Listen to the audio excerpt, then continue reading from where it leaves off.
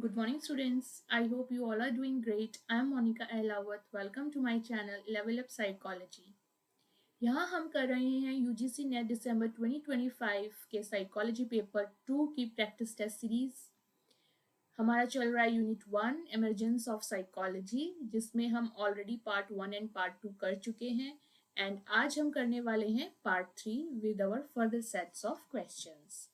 So let's see. Okay, part 3 हम करेंगे आज।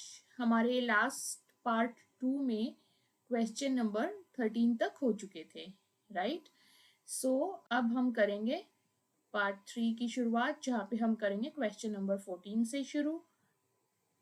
हम सीरियल वाइज जा रहे हैं इसमें and every class I am writing it as part 1, part 2, part 3 if you are new here. सो हमारा आज का क्वेश्चन है question number 14. Which of the following are not the components of yum as per Ashtanga Yoga?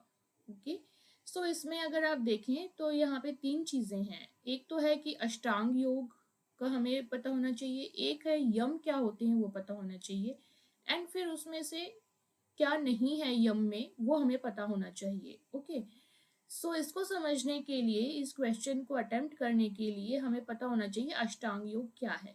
तो एक बारी इसकी explanation थोड़ी सी समझ लेते हैं। ओके, अब अष्टांग योग वैसे तो अपने आप में एक बहुत वास्ट टॉपिक है, लेकिन यहाँ पे हम एटलीस्ट उतना डिटेल में समझ लेंगे एक बार कि आपको यूजीसी नेट के एग्जाम में जो भी क्वेश्चंस आते हैं योग से रिलेटेड, अष्टांग योग से रिलेटेड, उनको आप अच्छे से अटेम्प्ट कर पाए। Okay, so let's start. अष्टांग योग।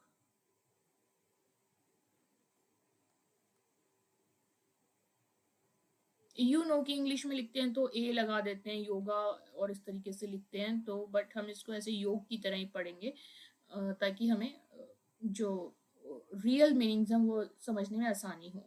सो अष्टांग ये बना है 2 शब्द से, अष्ट और अंग। ठीक है, अष्ट का मतलब होता है 8, न्यूमेरिकल 8, और अंग का मतलब होता है अंग, उसके पार्ट्स, उसके भाग। ठीक है, तो ये किसने दिया था? इट वॉज गिवन बाय महर्षि पतंजलि।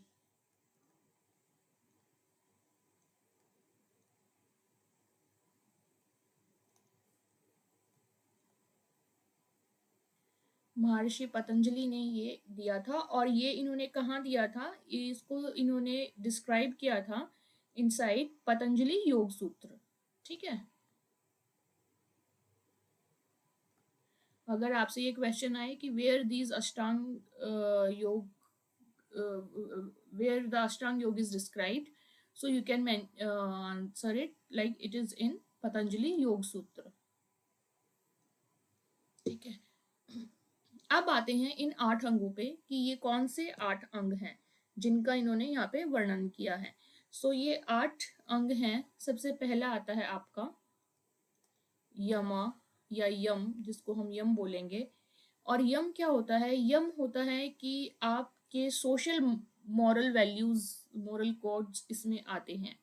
यानी कि जैसे अब हम एक सोसाइटी में रह रहे हैं, ठीक है, तो वहां पे कुछ ना कुछ हमें कुछ रूल्स रेगुलेशंस या कुछ रेस्ट्रिक्शंस वहां होनी चाहिए ताकि वो एक सिविलाइज सोसाइटी की तरह हो, है ना?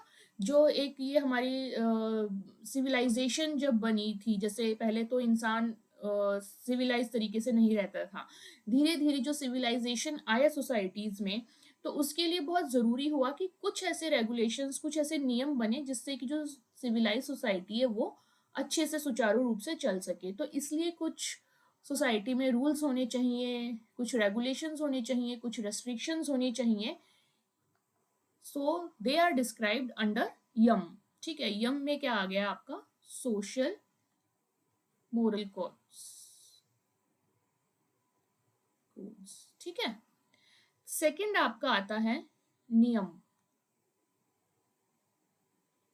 अब सोसाइटी तो हमने बना ली कि सोसाइटी में तो हमने डिसाइड कर लिया कि भाई कैसे कैसे आपको बिहेव करना है, किन चीज़ों का पालन करना है, किन चीज़ों से आपको परे रहना है। अब बारी आती है कि हम अब खुद पे भी कुछ ध्यान दें, है ना। तो सेल्फ के लिए भी कुछ नियम होने चाहिए कि हमें कैसे जिंदगी जीनी चाहिए। तो सेल्फ डिसिप्लिन से रिलेटेड जो चीजें आती हैं वो आती हैं नियम में। नियम आपको बताते हैं वो रूल्स जो कि आपके सेल्फ डिसिप्लिन के लिए जरूरी है। ठीक है। तीसरा आता है आपका आसना। अब आपको ये पता है कि आउटर लाइफ में आपको डिसिप्लिन कैसे फॉलो करना है अपनी लाइफ में। उसके बाद आता है बॉडी पे वर्क करना। ठीक है, कि आप कैसे अपने बॉडी को जो है सही तरीके से अलाइन करके रखें, कैसे उसके पोस्चर्स कैसे होने चाहिए, कैसे उठना बैठना है, ये सारी चीजें जो भी बॉडी के हिसाब से बेस्ट है वो कैसे करनी है। ठीक है। सो आसना में आते हैं बेसिकली आपके पोस्चर्स। फोर्थ है आपका प्राणायाम।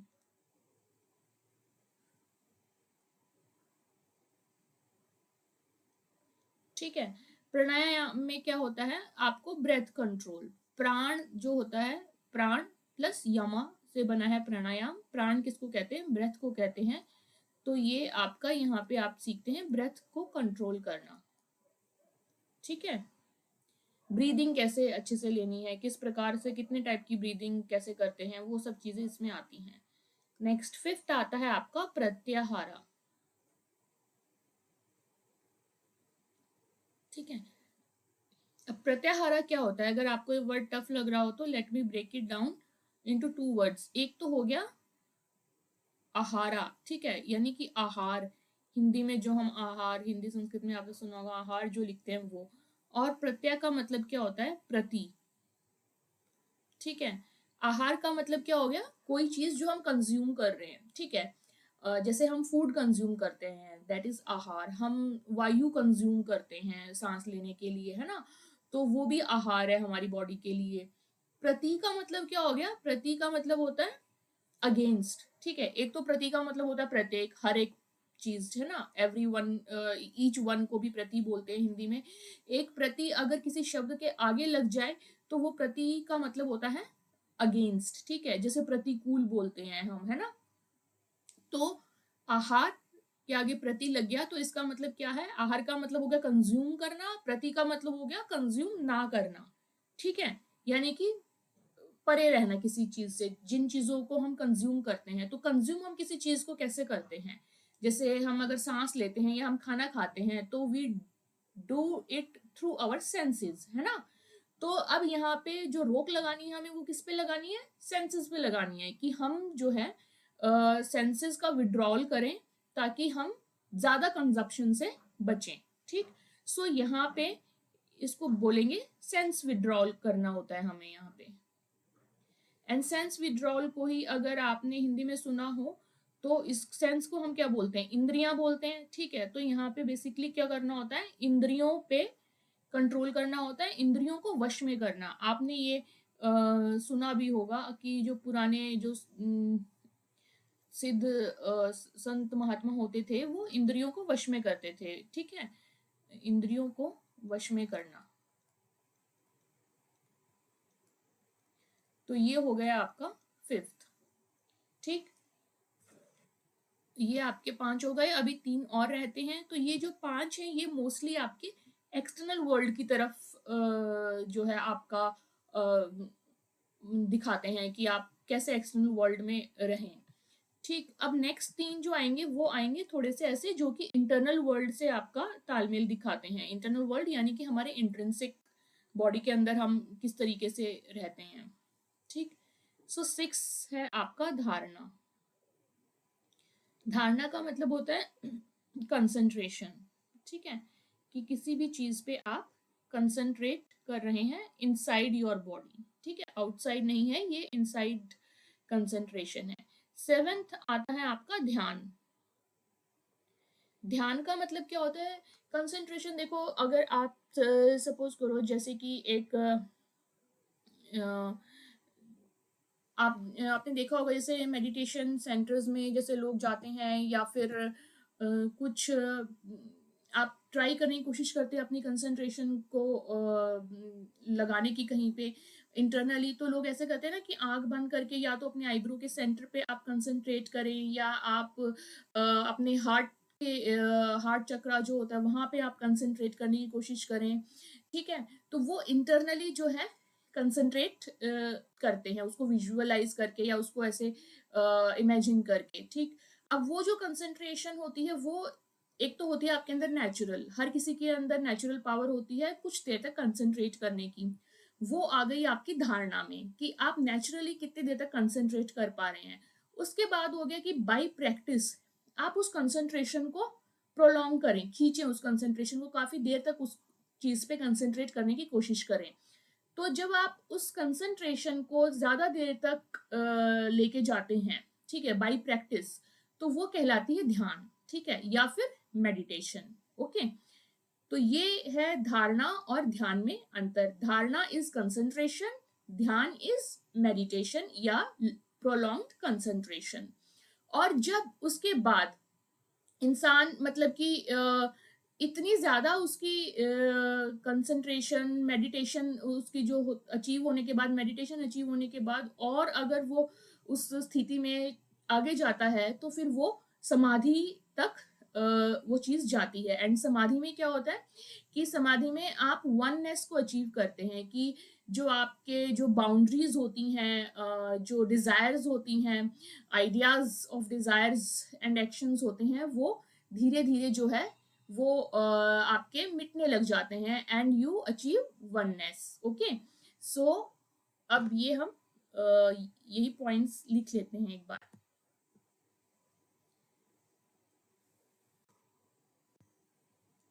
सो ध्यान, धारणा हमने देखा कंसंट्रेशन, ध्यान क्या हो गया आपका सस्टेन्ड कंसंट्रेशन या प्रोलॉन्ग्ड कंसंट्रेशन।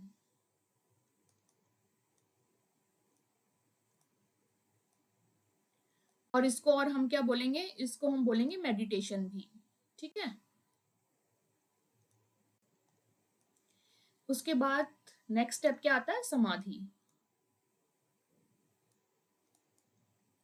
समाधि में आएगा आपका वननेस, ठीक। अब एक चीज इसमें इंपॉर्टेंट ये है कि ये जो 8 आपने अंग देखे हैं यहाँ पे, ये आपके सीक्वेंशियल हैं, ठीक है। ऐसा नहीं है कि आप समाधि को पहले अचीव कर लेंगे और उसके बाद आप यम नियम को फॉलो करने की कोशिश करेंगे, नो। पहले आप यम नियम आपके सिद्ध होने चाहिए, उसके बाद आपको आसन सिद्ध करना है, प्राणायाम, उसके बाद प्रत्याहारा। तो ये धारणा ध्यान समाधि इस प्रकार से होते हैं, ठीक है। जैसे अगर आप अगर कोई कहे कि मैं बहुत ध्यान कर पाता हूँ या मैं बहुत समाधि में जाने वाला पर्सन हूँ, एंड आप ऑब्जर्व करें कि यम नियम उसके इस टाइप के हैं, तो that means this is contradictory thing, ठीक है। That person may be lying और इज लाइंग, ठीक है। तो ये जो है आपके सीक्वेंशियल है और आपको इसी तरीके से याद करने हैं, और कोई भी इंसान जो है समाधि तक इसी प्रकार से पहुंच सकता है। This is what Ashtanga yoga has described. Okay, so अब इसमें वैसे तो ये 8 अंग हैं, ठीक है, और हर अंग के फिर फर्दर पार्ट्स हैं कि उसमें क्या क्या आपको फॉलो करना होता है। जैसे यम में हमने बताया रूल्स हैं, तो उसमें कुछ रूल्स आएंगे, नियम में कुछ रूल्स आएंगे, आसन में कितने प्रकार के आसन होते हैं, कौन कौन से आसन हम करते हैं, ठीक है, क्या मतलब है। तो ऐसे बहुत सारे इनके फर्दर डिस्क्रिप्शन है, लेकिन हम अपने एग्जाम के पॉइंट ऑफ व्यू से यहाँ यम और नियम ये दो चीजें एक बारी देखेंगे, ठीक है, क्योंकि इनमें से क्वेश्चंस काफी बार बनते हैं, और एटलीस्ट इनका तो हमें पता होना चाहिए कि यम नियम में क्या क्या आता है। So let's see that.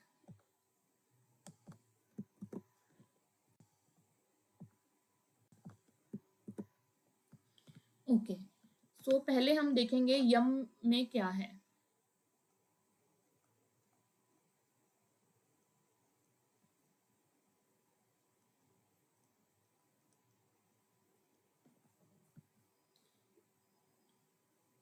यम हमारे 5 प्रकार के होते हैं, ठीक है, यानी कि 5 ऐसे नियम होते हैं या रेगुलेशंस एंड रेस्ट्रिक्शंस होती हैं जो कि हमें सोशल लाइफ में अपने फॉलो करने होते हैं। तो मैं ये हिंदी में लिख रही हूँ ताकि आपको उस तरीके से याद करने में आसानी हो, क्योंकि जितना ओरिजिनली हम किसी चीज को याद करते हैं वो उतना ज्यादा इजी होता है और लंबे समय तक हमारे दिमाग में भी रहता है। ठीक है, तो एंड अगर मैं यहाँ पे क्लास ले रही हूँ मैं, तो आपको मैं इंग्लिश एंड हिंदी यूज करती हूँ, तो आई होप कि आपको ये चीजें समझ में आती ही हैं, है ना।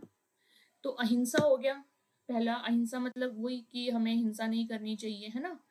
देन हो गया आपका सत्य, असत्य। सत्य मतलब एक ट्रूथफुल लाइफ जीना। असत्य का मतलब हो गया चोरी ना करना। ठीक है, नॉन स्टीलिंग, नॉन स्टीलिंग इसमें आती है। नॉन स्टीलिंग वाली लाइफ यानी कि चोरी ना करने वाली लाइफ जीना। देन आपका आ गया ब्रह्मचर्य, ब्रह्मचर्य को फॉलो करना। देन आ गया अपरिग्रह।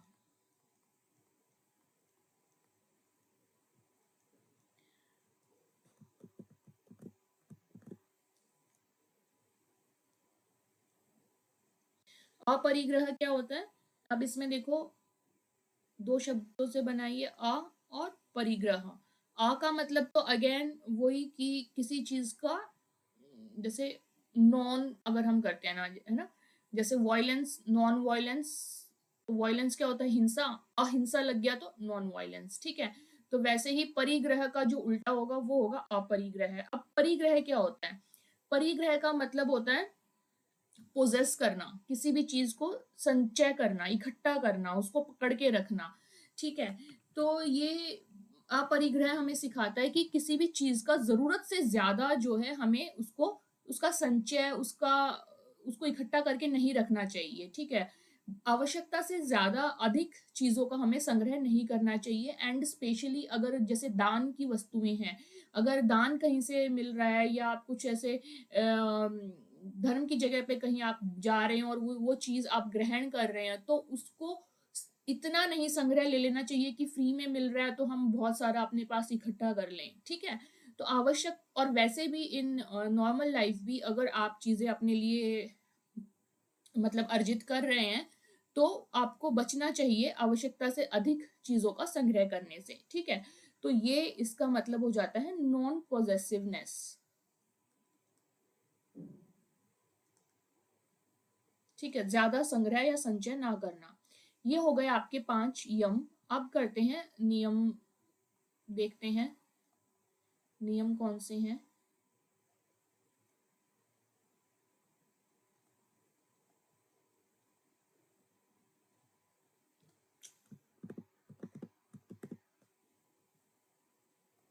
नियम भी आपके 5 हैं। कौन कौन से हैं, पहला है आपका शौच। शौच का मतलब होता है बॉडी एंड माइंड की क्लींजिंग। ठीक है, बॉडी एंड माइंड क्लींजिंग। दूसरा आता है आपका संतोष। ठीक है, सेटिस्फैक्टरी लाइफ। तीसरा आता है आपका तप, कि आपको जो भी काम करना है, कुछ भी करना है, उसकी उसके में जो भी तप रिक्वायर्ड है उस काम के लिए वो आप करें। ठीक है, ना कि शॉर्टकट्स और ये सब अपनाएं। देन आता है आपका स्वाध्याय।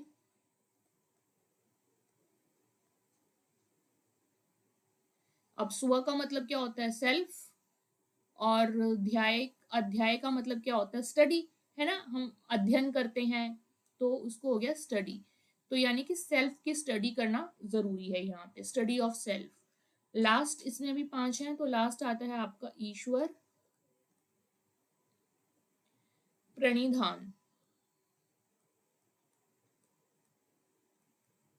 ठीक है, ईश्वर यू नो गॉड, एंड प्रणिधान का मतलब होता है डिवोशन। ठीक है, भगवान के प्रति जो है समर्पण करना, भक्ति करना, ध्यान लगाना भगवान जी का, तो ये हो गया डिवोशन टुवर्ड्स गॉड, ईश्वर का, ईश्वर प्रणिधान। ठीक है, सो आई होप ये आपको इतना क्लियर हुआ है।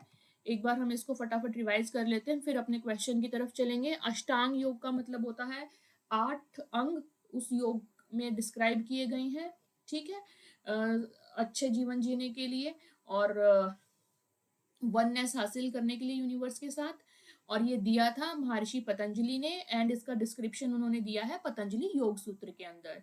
8 जो हमारे ये अष्टांग योग में 8 जो अंग हैं वो हैं यम नियम, ठीक है। 2 टाइप के रूल्स बताए गए हैं, एक है सोशल मोरल वैल्यूज के आधार पे रूल्स, और दूसरे हैं हमारे सेल्फ डिसिप्लिन के लिए रूल्स, जो हो गए यम और नियम। फिर आती है अपने बॉडी पे काम करना, जिसमें सबसे पहले पोस्चर पे वर्क करना है हमें, आसना। उसके बाद नेक्स्ट है फोर्थ हमें हमें ब्रीदिंग पे होना चाहिए, और फिर फिफ्थ में हमें इंद्रियों पे कंट्रोल करना आना चाहिए, ठीक है। तो ये हो गए आपके 5। आई होप आपको साथ के साथ ही याद हो गए होंगे, क्योंकि हमने इतने अच्छे से इनके मीनिंग्स कवर किए हैं यहाँ पे। फिर आते हैं हम इंटरनल अपने काम करने पे, ठीक है। अभी तक हमने एक्सटर्नल वर्ल्ड एंड बॉडी पे काम किया, अब इंटरनली हमें सेल्फ में जाके काम करना है।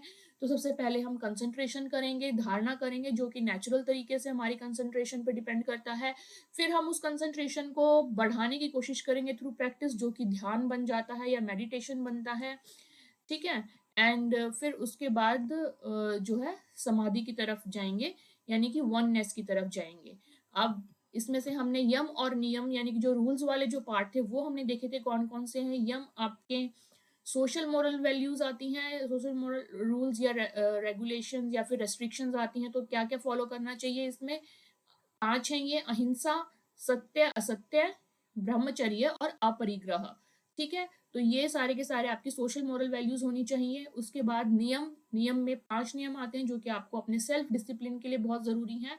सो दे आर शौच यानी कि बॉडी और माइंड की क्लींजिंग, संतोष करना, तप, स्वाध्याय और ईश्वर प्रणिधान, ठीक है, ईश्वर के प्रति डिवोशन। अब हम चलते हैं अपने क्वेश्चन की तरफ।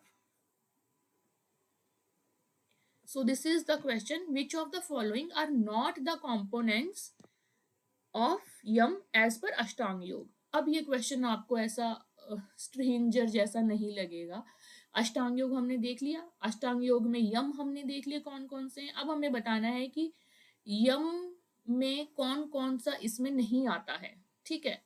इसका आंसर कौन कौन सा नहीं आता है वो हमें बताना है। तो यम में आपका अहिंसा, अहिंसा यम का पार्ट है, ठीक है। शौच, शौच नियम है, अगर आई होप आपको याद हो गया होगा अभी तक। असत्य, असत्य, अहिंसा, असत्य, असत्य ये हमने यम में पढ़ा था, तो ये भी यम है। और तपस हमने नियम में पढ़ा था, तो ये नियम है, ठीक है। तो इसका आंसर क्या होगा, which are not the components as per yama, कौन कौन से हैं इसका आंसर में। शौच आएगा, शौच नहीं है, और नियम नहीं है, ठीक है। सो यहाँ पे आपके B and D are the answers, जो कि यम नहीं है, ठीक है। सो नेक्स्ट क्वेश्चन की तरफ चलते हैं आप।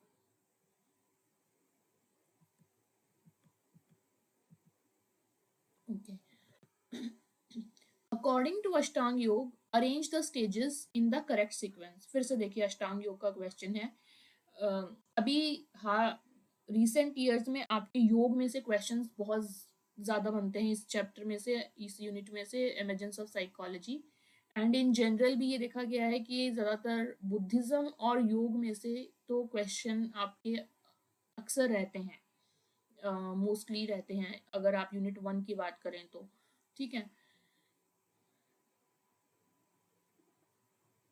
So let's see now, according to Ashtang Yoga, arrange the stages in the correct sequence। अब हमें इसको correct sequence में हमें arrange करना है। ध्यान, आसन, समाधि, प्राणायाम। I hope now it is very easy for you। तो सबसे पहले जैसे ध्यान, समाधि, प्राणायाम, आसन। अब सबसे पहले हमें कौन सा आएगा इसमें, आसन आएगा, कि हम अपने पहले बॉडी के पोस्चर पे वर्क करेंगे, ठीक है। Sorry, this should be D, A B C D लिखा है हमने। तो सबसे पहले आ जाएगा बी, आसन। पोस्चर होने के बाद हम ब्रेथ कंट्रोल करना सीखते हैं, प्राणायाम आ गया, ठीक है। उसके बाद हम धारणा की तरफ जाते हैं, धारणा इसमें मेंशन नहीं है, तो ध्यान है नेक्स्ट स्टेप, तो ध्यान आ गया। एंड फिर लास्ट में आ गया हमारा समाधि, ठीक है। So the answer will be B D A C, A is the answer, ठीक है। So it has become so easy now. Let's go to another question. Question number 16. Which Vidya is the disciplined and systematic knowledge of the self and the environment attained through precise observation and critical reasoning? अब ऐसी कौन सी विद्या है जिसमें कि हम खुद की और अपने आसपास की एनवायरनमेंट की हमें नॉलेज मिलती है बाय क्रिटिकली उसको ऑब्जर्व करने एंड रीजनिंग से। सो दैट नॉलेज, दैट विद्या इज नोन एज आदि भौतिक विद्या, आध्यात्मिक विद्या, भौतिक विद्या या आत्मिक विद्या। जो आत्मा की और एनवायरनमेंट की से रिलेटेड, सेल्फ और एनवायरनमेंट से रिलेटेड जो हमें नॉलेज या विद्या जो मिलती है वो कहलाती है आध्यात्मिक विद्या। So this was very easy, I hope इसमें कोई एक्सप्लेनेशन की जरूरत नहीं है, ये आपको पहले से भी पता होगा। इनकेस आपको नहीं पता तो आप कमेंट में पूछ सकते हैं। हम चलते हैं नेक्स्ट क्वेश्चन की तरफ अब। 17th. Okay, so this question is, the Bhagavad Gita has 18 chapters, okay, named after some form of yoga. Okay, so Bhagavad Gita में ये टोटल 18 चैप्टर्स हैं और हर चैप्टर इस तरीके से है कि उसके चैप्टर के नाम के आगे योग लिखा होता है। ठीक है, तो वो योग की फॉर्म में 18 चैप्टर्स उन्होंने डिस्क्राइब किए हैं भगवान जी ने इसमें भगवत गीता में। सो हमें बताना है कि which is not the correct अध्याय आउट ऑफ द फॉलोइंग। अब ये 4 ऑप्शंस है, इनमें से कौन सा अध्याय नहीं है, यानी कि कौन सा चैप्टर श्रीमद् भगवत गीता में नहीं है, ये हमें बताना है। तो सबसे पहले इसके लिए ऑफ कोर्स आपको पता होना चाहिए कि 18 चैप्टर्स कौन कौन से हैं, राइट। सो अगर आपको इतना तो एटलीस्ट डिटेल में नहीं पता होगा तो इतना मोटा मोटा पता होगा कि इस भगवत गीता में 3 टाइप के आपके योग बताए गए हैं, जैसे भक्ति योग, ज्ञान योग एंड कर्म योग। ठीक है, तो उनसे related chapters he of course उसमें मिलेंगे। तो मैं एक बार आपको लिस्ट शो कर देती हूँ यहाँ पे, आप चाहें तो इसको नोट डाउन कर सकते हैं, स्क्रीनशॉट भी ले सकते हैं, ताकि धीरे धीरे आप इसको समझ जाएं, मतलब आपको एटलीस्ट आइडिया हो जाए कि किस किस टाइप के नाम हैं, या याद कर सके तो और भी अच्छी बात है। तो शुरुआत होती है अर्जुन विषाद योग से। ठीक है, तो आप ये देखिए सबसे पहले तो कि हर चैप्टर के नाम में योग लिखा हुआ है। ठीक है, सांख्य योग, कर्म योग, ज्ञान योग, कर्म संन्यासा, ध्यान योग, विज्ञान योग, अक्षर पर ब्रह्म योग, राज विद्या योग, विभूति योग, विश्व रूप योग, विश्व रूप संदर्शन योग, भक्ति योग, क्षेत्र क्षेत्र ज्ञान विभाग योग, गुण त्रय विभाग योग, पुरुषोत्तम योग, देवसुर संपद विभाग योग, श्रद्धा त्रय विभाग योग एंड मोक्ष संन्यास योग। ठीक है, तो अब हमारा क्वेश्चन था कि हमें ये पता होना चाहिए कि इन 18 चैप्टर्स में से कौन सा चैप्टर इसमें ऐसा दिया हुआ है जो कि नहीं है। ठीक है, ध्यान योग, अक्षर ब्रह्म योग ये था इसमें, अगर आप देखें तो ये रहा ध्यान योग, अक्षर ब्रह्म योग भी है, फिर है आपका पुरुषोत्तम योग एंड जागृत योग। ठीक है, पुरुषोत्तम योग हमने यहाँ देखा, ये रहा पुरुषोत्तम योग, बट जागृत योग इसमें से कोई चैप्टर नहीं है। ठीक, सो हमारा आंसर हमें वही बताना है कि कौन सा इनमें से ऐसा नाम है जो कि श्रीमद् भगवत गीता में 18 चैप्टर्स में उसका कोई नाम नहीं है। सो दैट इज जागृत योग। ठीक है, सो अब हम चलते हैं नेक्स्ट क्वेश्चन की तरफ, 18th क्वेश्चन।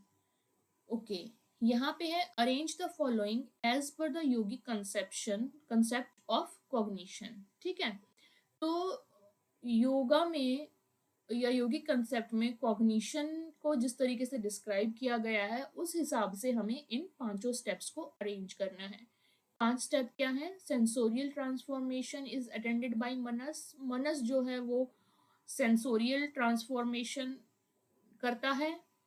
रिएक्शन बाय बुद्धि to the object of cognition, जो भी ऑब्जेक्ट प्रेजेंट है कॉग्निशन की उसको बुद्धि अपना रिएक्शन देती है। Registration of external object on mind, किसी एक्सटर्नल ऑब्जेक्ट का माइंड में रजिस्ट्रेशन होना। एसिमिलेशन एंड डिस्क्रिमिनेशन बाय मनस, मनस जो है वो चीज को समझने की, डिस्क्राइब करने की, डिस्टिंक्ट करने की कोशिश करता है।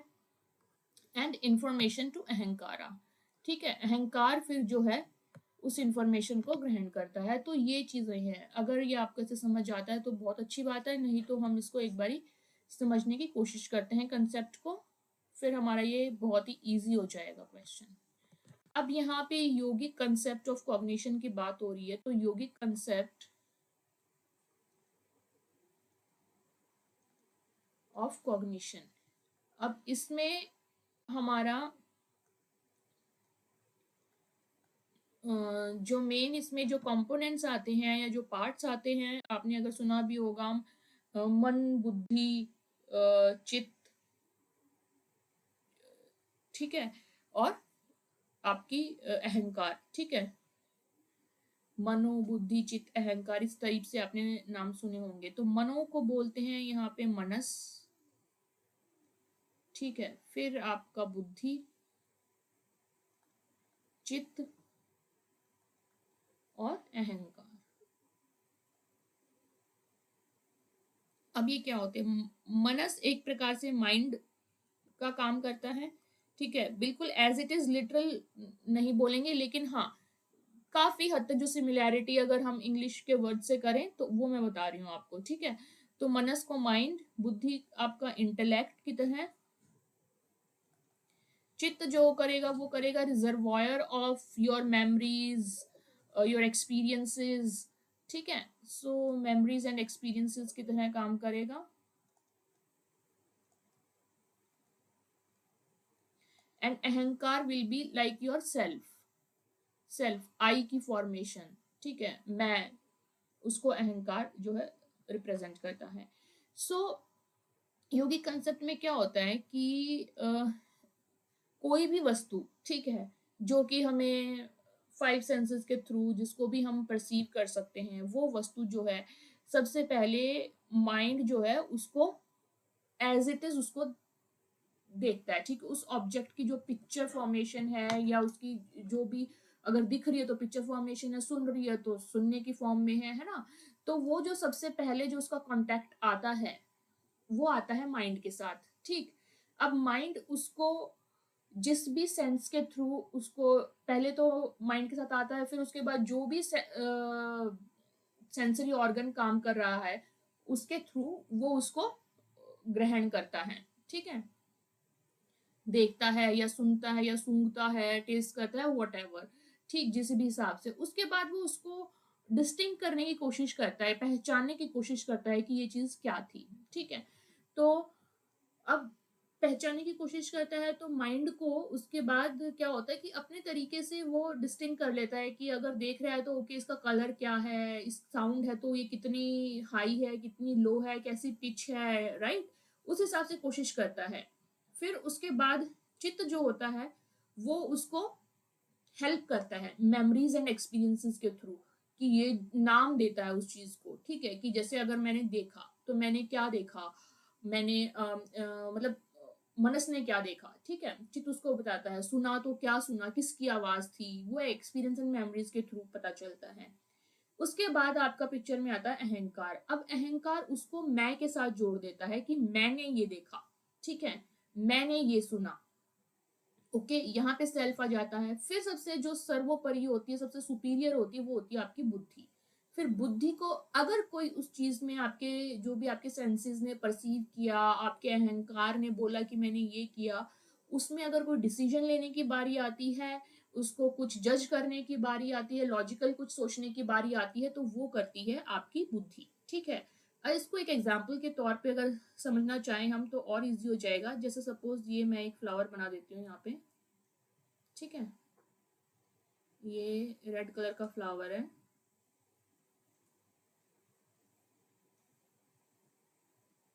ठीक। अब यहाँ पे जो हमारा मनस है, सबसे पहले मनस आएगा, ठीक, मनस, ये जो पिक्चर है ये मनस तक गई, ठीक है। अब मनस को पता चल गया कि कुछ है, आंखों, वो किसने सेंस किया, आईज ने सेंस किया, आईज ने अपना काम करके इस तक पहुंचाया, फिर ठीक है, सबसे पहले तो एज इट इज बस ये मनस को कि मतलब कि मनस तक गई, आईज ने अपना काम किया, इसको जो है रेटिना पे इमेज जो आपकी बनती है जैसे उस टाइप से इमेज बना के मनस तक पहुंचाई कि भाई कुछ आईज को दिखा है, ठीक है। अब मनस क्या करेगा, अब मनस ये जो सेंसरी से सेंसेस के थ्रू जो आए हैं इंफॉर्मेशन, उसको ट्रांसफॉर्म करने की कोशिश करेगा, उसको पहचानने के लिए कि ये क्या था जो आईज ने मेरे को जो एक इमेज भेजी, व्हाट वाज दैट।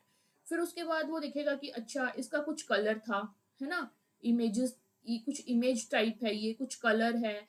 अब इसको चित्त जो है वो यहाँ पे हेल्प करेगा। चित्त क्या बोलेगा कि ये जो इमेज है, ये इमेज है एक फ्लावर की, ठीक है, और ये जो कलर है ये है रेड कलर, ठीक है। अपनी मेमोरीज और एक्सपीरियंस के हिसाब से वो उस कलर का नाम बताएगा, इस शेप का नाम बताएगा कि ये फ्लावर है। अब जो अहंकार है, सेल्फ जो है, वो क्या कहेगा, सेल्फ कहेगा कि मैंने एक फ्लावर देखा रेड कलर का, ठीक है, I saw a red coloured flower, ठीक है, ये आपके अहंकार ने बोला। अब बुद्धि की बारी आएगी, तो बुद्धि क्या है, बुद्धि डिसीजन लेगी कि okay this is a very beautiful flower and I will not plug it, ठीक है। बुद्धि डिसीजन लेगी कि इस फूल के साथ अब क्या करना है, this is a beautiful flower and should not be plucked, ठीक। ये काम आपकी बुद्धि ने किया। तो आई होप ये आपको स्टेप्स समझ आए हैं किस तरीके से हमारा जो है सिस्टम काम करता है as per yogic concept. So now let's come to our question. हाँ जी, तो क्वेश्चन में अब हमारे क्या क्या, पहले तो ये देख लेते हैं कि सबसे पहले आपका रोल आता है मनस का, फिर चित्त का आता है, फिर आपके अहंकार का आता है, फिर आपकी बुद्धि, बुद्धि सर्वोपरि है, बुद्धि का सबसे लास्ट में आएगा। इसमें किस किस का रोल दिया है, मनस का, बुद्धि का, माइंड का, मनस का, अहंकार का। माइंड इज मनस ओनली, ठीक है। तो एक बार इनको सेपरेट कर लेते हैं ताकि हमें आंसर करने में इजी हो, मनस का, माइंड का, मनस का, ठीक, ओके। अब हम देखते हैं और किसका दिया है हमें, फिर आता है अहंकार का। अहंकार का है हमारे पास, लास्ट है हमारे पास बुद्धि, ठीक है, बुद्धि, ठीक। तो एनीवेज अगर बुद्धि की बात है तो बुद्धि तो हमारी डिसीजन मेकिंग है, डिसीजन हम लास्ट में ही मेक करते हैं। तो जो सेकंड जिसका लास्ट में हो वो हमें आंसर करने में हेल्प करेगा, ठीक है। तो सेकंड इसमें है, नहीं है, तो ये तो वैसे ही आंसर नहीं होगा। सेकंड इसमें है, इसमें है, इसमें नहीं है, तो ये भी, ये दो तो हमारे एक्सक्लूड हो ही गए, ठीक है। फिर उसके बाद आता है हमारा बुद्धि के बाद अहंकार। अहंकार बुद्धि से जस्ट पहले होना चाहिए ना, कि मैंने ये किया, मैंने वो देखा। तो फिफ्थ जो है वो सेकंड लास्ट होना चाहिए आपका ऑप्शन। फिफ्थ इसमें भी है, इसमें भी है, तो ये दोनों अभी भी आंसर की रेस में चल रहे हैं। अब अहंकार से पहले हमने देखा,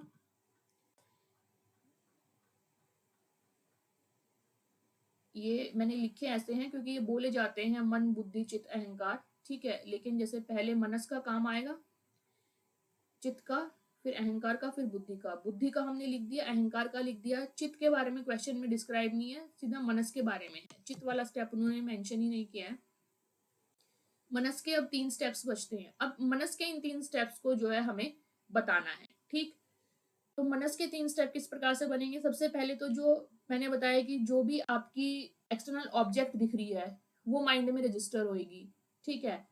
यानी कि थ्रू आईज वो रजिस्टर हो गई। अब जो आईज ने जो भेजा उसको माइंड ट्रांसफॉर्म करने की कोशिश करेगा कि ये मैंने क्या देखा, ठीक है। एंड उसके बाद वो खुद से उसको डिस्टिंग करने की, एसिमिलेट करने की कोशिश करेगा कि क्या क्या ऐसे एक ऑब्जेक्ट सी दिख रही है, क्या है क्या नहीं है ना। लेकिन फिर उसको पता नहीं है मनस को, तो चित्त हेल्प करने आता है कि ये भाई आपने फ्लावर देखा है, ठीक है। तो सबसे पहले तो क्या हुआ, रजिस्ट्रेशन हो गया एक्सटर्नल ऑब्जेक्ट का, ठीक है, ऑन माइंड, जो कि आइज ने उठा के भेजी उसको पिक्चर। फिर जो आइज ने भेजी जो चीज, उसको सेंसोरियल इमेज ही कहेंगे ना, तो उस सेंसोरियल इमेज का ट्रांसफॉर्म करेगा मनस, ठीक है। अपने आप वो उसको पहचानने की कोशिश करेगा, ठीक, उसको ट्रांसफॉर्म करेगा। फिर उसके बाद उसको एस्टिमुलेट एंड डिस्क्रिमिनेट करने की कोशिश करेगा, देखेगा कि कुछ अलग से मैंने कुछ देखा, क्या है वो, किस चीज में आता है, क्या नहीं है। तो ये मनस के स्टेप्स हो जाएंगे। तो सबसे पहले रजिस्ट्रेशन होगा, तो थर्ड पॉइंट पहले आएगा, थर्ड इसमें है, इसमें नहीं है, तो वैसे तो आपका आंसर यही हो गया। लेकिन एक बार स्टेप्स देख लेते हैं। थर्ड यानी कि सबसे पहले रजिस्ट्रेशन हुआ एक्सटर्नल ऑब्जेक्ट का माइंड में, ये आपका बन गया स्टेप नंबर 1। फिर उसके बाद सेंसोरियल ट्रांसफॉर्मेशन करेगा मनस उसका, ठीक है जी। फिर उसको एसिमिलेट एंड डिस्क्रिमिनेट करने की कोशिश करेगा, ऑब्जेक्ट को अपने तौर तरीके से पहचानने की कोशिश करेगा। लेकिन इसमें आपका एक स्टेप मिसिंग है, चित वाला, ठीक है, कि चित उसको कैसे हेल्प आउट करेगा। अगर एग्जाम्पल होता तो चित चित का इसमें आ भी सकता था। फिर आपका अहंकार बोलेगा कि ये मैंने देखा या मैंने सुना, जो भी किया। फिर उसके बाद बुद्धि जो है वो अपना रिएक्शन बुद्धि देगी, कुछ डिसीजन लेना होगा या कुछ जजमेंट करनी होगी, तो लास्ट में बुद्धि आपको उसके लिए बताएगी, ठीक है। तो आई होप ये आपको समझ आया है। नेक्स्ट क्वेश्चन की तरफ चलते हैं। Okay, match list 1 with list 2। तो आपके ये यूजीसी नेट में ऐसे मैचिंग वाले क्वेश्चंस आपको अक्सर देखने को मिलेंगे। इसमें लिस्ट 1 में आपके कुछ टर्म्स दी गई हैं और लिस्ट 2 में उन टर्म्स के आपको मीनिंग दिए हुए हैं, तो आपको मैच करना है, ठीक है। समाचर्या, तन्हा, सतोरी, समाधिति, तो ये जो टर्म्स हैं आपकी, ये हैं रिलेटेड टू बुद्धिज्म, ठीक है। इनको हम एक बार देख लेते हैं। So first term is samacharya. समाचर्या पाली वर्ड है एंड इसका मतलब होता है, जैसे समा का मतलब समान, चर्या मतलब आचरण, तो उसमें समान रूप से आप आचरण कर रहे हैं, यानी कि ज्यादा इन्फ्लुएंस नहीं है किसी भी चीज से। तो एक एथिकल तरीके से, एक वर्चुअस तरीके से जो है आपका बिहेवियर है, एक हेल्दी तरीके से आप बिहेव कर रहे हैं या जी रहे हैं लाइफ को, तो इसका मतलब आता है एथिकल या वर्चुअस बिहेवियर, ठीक है। उसके बाद है आपका तन्हा। तन्हा एक आपको सूफीज्म में भी देखने को मिलेगा, तो ये वो तन्हा नहीं है। दिस तन्हा इज फ्रॉम पाली वर्ड, ठीक है, जिसका मतलब होता है क्रेविंग या डिजायर, जिसकी वजह से फिर दुख जो है उत्पन्न होता है। नेक्स्ट है हमारा सतोरी। अब ये दोनों तो थे आपके पाली लैंग्वेज के वर्ड। सतोरी आपका जापानीज बुद्धिज्म से आया है, या you can say Jain Buddhism से आया है। सो ये जापानीज वर्ड है, इसका मतलब होता है सडन एनलाइटनमेंट, अचानक से ही जो है आपको एनलाइटनमेंट हो जाए। This is from Jain Buddhism.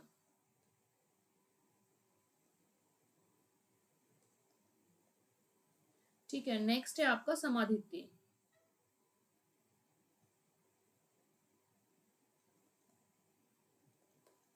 समाधिति का मतलब है राइट अंडरस्टैंडिंग होना। जो हमने 8 फोल्ड पाथ पढ़ा था, अगर आपको याद हो, सबसे पहले वाला विजडम वाला, तो उसमें जो है राइट अंडरस्टैंडिंग हमने पढ़ा था। सो दैट इज योर समाधिति, ठीक है, राइट अंडरस्टैंडिंग।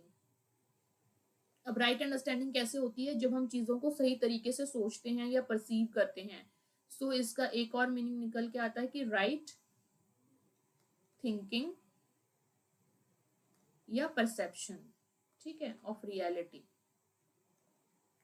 तो ये इनके मीनिंग है। अब हम देखते हैं समाचर्या का मीनिंग हमने देखा, एथिकल वर्चुअस बिहेवियर, मतलब समान रूप से बिहेवियर, किस कुछ इन्फ्लुएंस्ड बिहेवियर ना हो, ठीक है।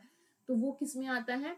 ट्रांसफॉर्मेशन होलनेस नहीं, डिजायर भी नहीं है, हेल्दी वर्चुअस है वो, ठीक है, कि हेल्दी वर्चुअस तरीके से जो है आप काम करें। तो इसका ए के साथ हो गया आपका 3। तन्हा का मतलब क्या देखा हमने? क्रेविंग या डिजायर। तो समाधित्य भी आपका पाली वर्ड है, ठीक है। तन्हा के साथ क्या मतलब है? क्रेविंग या डिजायर। तो डिजायर इसमें एज इट इज दिया हुआ है, तो तन्हा इज सेकंड। सतोरी का मतलब क्या है? सडन एनलाइटनमेंट हो जाना, है ना। तो इसमें क्या बचा अब हमारा? Transformation, wholeness and thinking. Thinking is not your enlightenment. Transformation, wholeness, wholeness, oneness, ये सब जो है एनलाइटनमेंट के ही अदर वर्ड्स हैं, ठीक। तो इसका आंसर हो गया फर्स्ट। समाधिति क्या हो गया आपका? Right thinking, right understanding. सो थिंकिंग से रिलेटेड हो गया आपका समाधिति, ठीक है। तो अब आंसर कौन सा बना हमारे इसमें? ए के साथ 3, बी के साथ 2, ये नहीं है, ए के साथ 3, बी के साथ 2, सी के साथ 1, डी के साथ 4। So this is your answer, okay. I hope ये आपको क्लियर हुआ है। नेक्स्ट चलते हैं हम आज के लास्ट क्वेश्चन की तरफ, विच इज क्वेश्चन नंबर 20। और ये भी आपका मैच लिस्ट ही करनी है हमें, लिस्ट 1 विद लिस्ट 2, ठीक है। प्रत्याहारा, धारणा, ध्यान, समाधि। आई होप ये वर्ड्स अब आपको स्ट्रेंज वर्ड्स नहीं लग रहे होंगे, ये हम कर चुके हैं अपने अष्टांग योग में, तो ये आपको याद होगा कि ये इनके मीनिंग क्या थे, ठीक। तो यहाँ पे अब मैं मीनिंग नहीं लिखूंगी।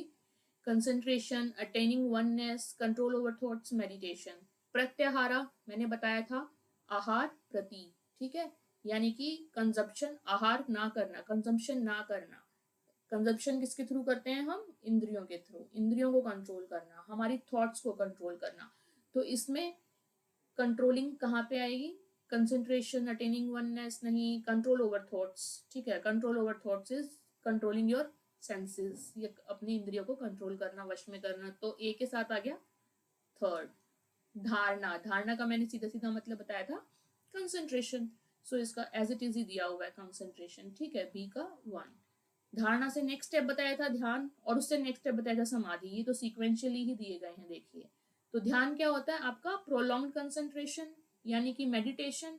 तो मेडिटेशन वर्ड दिया हुआ है, अब आप ये वर्ड्स ध्यान रखिए, ठीक है, इनके मीनिंग ध्यान होना जरूरी है, और अगर आपको मीनिंग पता होगा तो आपको वर्ड अपने आप समझ आ जाएगा। मेडिटेशन भी मैंने उसमें वर्ड लिखा था, एंड प्रोलॉन्ग्ड सस्टेन्ड कंसंट्रेशन, ये वर्ड्स मैंने लिखे थे। तो इसमें से कुछ भी अगर आ जाए तो वो ध्यान की कैटेगरी में आएगा, ठीक है। सो सी के साथ फोर्थ आ गया। समाधि क्या हो गया, वननेस को अचीव करना, है ना, इंटीग्रेशन को अचीव करना with the universe. So D का आंसर हो गया सेकेंड।